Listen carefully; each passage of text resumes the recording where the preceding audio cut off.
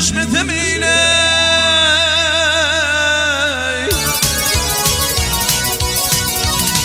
ay dost beyligi müştakındır elim cakın qarıvı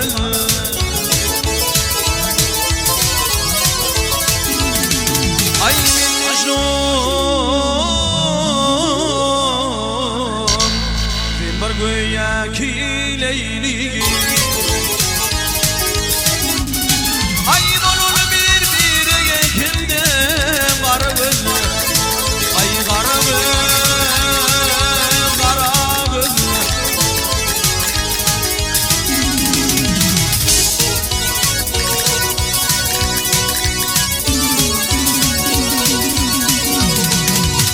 Çöllecenin eylemiz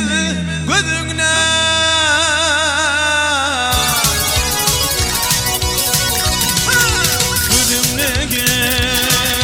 Gözümne kanduna van koşuylanlar gözümne ay pinlistir bir yanşı yar özümne ay bilislerin tenli juvanları gözüne ay qaragöz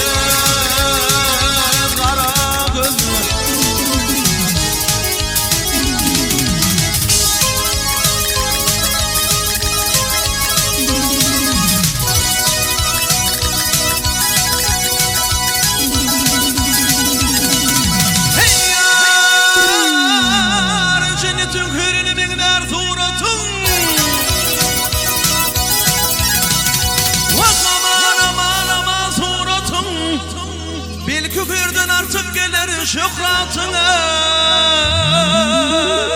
Geldir yavrum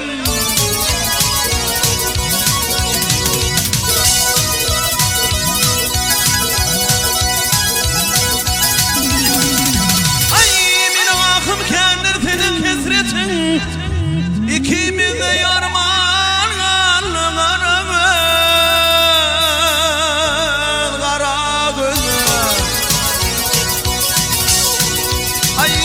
Muhammed söyler göya ki bilmin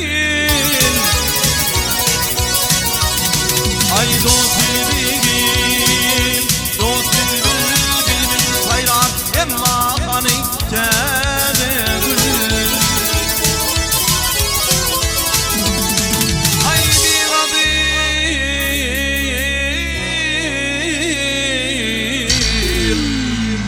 vah bir gadir elinden Vah kadir elinden geçti ağayip ömrüm kül ay kimindi arman valı qaragöz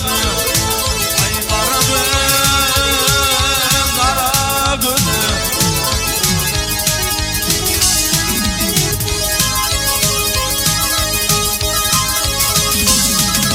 ay belini